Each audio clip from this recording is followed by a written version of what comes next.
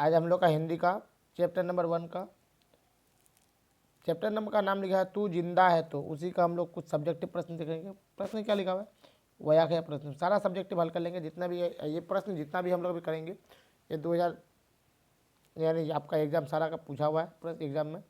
ये क्वेश्चन 2016 में पूछा है। निम्नलिखित दोहे को पढ़कर दिए गए प्रश्नों के उत्तर दें।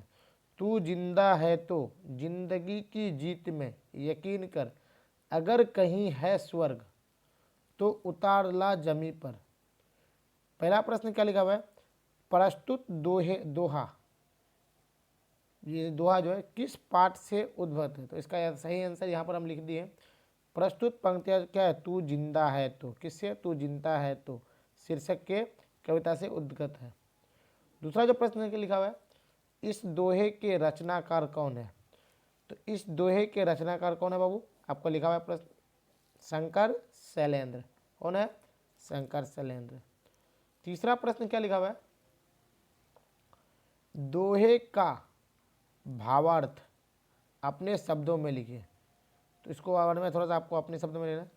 कवि लोगों को उत्साहित करते हुए, कौन, कवि उत्साहित करते हुए कहता है कि जब तक तुम्हारे शरीर में प्राण है, हम इसको अपने हिसाब से लिखें, तुम्हें जीवन मार्ग में यानी जीवन मार्ग में आने वाली सारी कठिनाइयों को भूलकर अपने लक्ष्य की प्राप्ति का प्रयत्न करना चाहिए, ताकि हम अपने अदम्य साहस एवं कठोर परिश्रम से धरती को स्वर्ग बना सके। उम्मीद आपको समझ में आया। चौथा प्रश्न इसका, बाहर शब्द का दो अर्थ लिखें। किसका, बाहर का, तो बाहर का हमने यहाँ देखिए दो उदाहरण हम लिख दिए। सबसे पहला क्या लिखे हम लोग, बसंत ऋतु, क्या लिखे, बसंत ऋतु। दूसरा हम लोग लिखे आनंद, ये दो हो गया। उम्मीद है आपको वीडियो पसंद आया होगा। तो आप फिर से देखिए, नेक्स्ट प्रश्न को देखते हैं, इसके बाद हम लोग अगले प्रश्न को। अगला जो प्रश्न लिखा हुआ है, निम्नलिखित दोहे को पढ़कर दिए गए प्रश्न के उत्तर दें। गिरेंगे जुल्म के महल, बनेंगे फिर नवीन घर, अगर कहीं है स्वर्ग तो उतार ला जमी पर। पहला प्रश्न में प्रस्तुत पंक्ति किस पाठ से उद्गृत है, ये भी प्रश्न, तो तू जिंदा है से। दूसरा, इस कविता के कवि कौन है, तो श्री शंकर शैलेंद्र। तीसरा, दोहे का भावार्थ अपने शब्दों में लिखे, वही चीज पूछा, ये प्रश्न 2015 में पूछा हुआ है।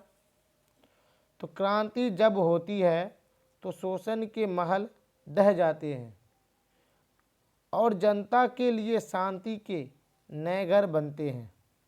कवि चाहता है कि जुर्म के महल ध्वस्त हो और समाज में प्रेम और शांति के नए घर बने रहें।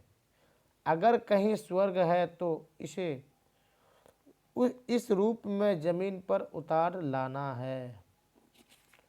तीसरा प्रश्न क्या है, चौथा प्रश्न क्या है, जुल्म शब्द के दो अर्थ लिखे। तो जुल्म का है जोर जबरदस्ती, पहला क्या है जोर, दूसरा जबरदस्ती। तो इसका सारा दीर्घ प्रश्न देख, और एक दीर्घ प्रश्न बचा हुआ है, उसको भी हम लोग देख लेते हैं।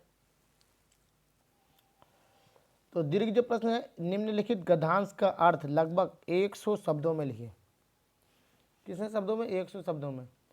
हजार भेष धर के आई मौत तेरे द्वार पर, मगर तुझे न छल सकी, चली गई वो हार कर, नई सुबह के संग सदा तुझे मिली नई उम्र, अगर कहीं है स्वर्ग तो उतार ला जमी पर, तू जिंदा है तो। ये प्रश्न देखिए कितना बार पूछा, 2019 में, 22 में, 2 बार लगातार पूछा है। तो चलिए इसका आंसर हम लोग देख लेते हैं। तो इसका आंसर जो है, प्रस्तुत पदांश हमारे पाठ्यक्रम के तू जिंदा है तो शीर्षक कविता से ली गई है। किससे, तू जिंदा है तो।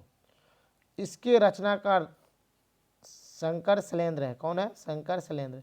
यह कविता गहरे जीवन, राग और उत्साह को प्रकट करती है। किसको, गहरे जीवन, राग और उत्साह को प्रकट करती है। प्रस्तुत पंक्तियों का भाव है कि मृत्यु तुम्हारे दरवाजे पर हजार वेश बनाकर उपस्थित होती है, परंतु तुम्हारे संघर्ष के कारण मौत तुम्हें छल नहीं सकी। किसको? मौत तुम्हें छल नहीं सकी। नई सुबह के साथ तुम्हारे जिंदगी की नई उम्र मिली। किसके साथ? नई सुबह के साथ तुम्हें जिंदगी की नई उम्र मिली है। मौत तेरा कुछ बिगाड़ नहीं सकी। तुम अपने पुरुषार्थ से धरती पर स्वर्ग उतार लाओ। मौत से मत डरो। किससे मत डरो? मौत से। कवि लोगों को उत्साहित करते हुए कहते हैं कि तुम्हारे सामने अनेक प्रकार की समस्याएं अनेक भेष में आई, लेकिन तुम्हारी वीरता के आगे पराजय स्वीकार कर भाग गई। तुम्हें अपने पौरुष और पराक्रम के फलस्वरूप नया जीवन मिला है। तुम अपनी कठिन साधना से इस धरती को स्वर्ग जैसा बना दो। तो उम्मीद है आपको वीडियो पसंद आया। पसंद आया तो लाइक शेयर कीजिएगा। तो मिलते हैं नेक्स्ट वीडियो में। आज के लिए इतना ही। तब तक के लिए जय हिंद।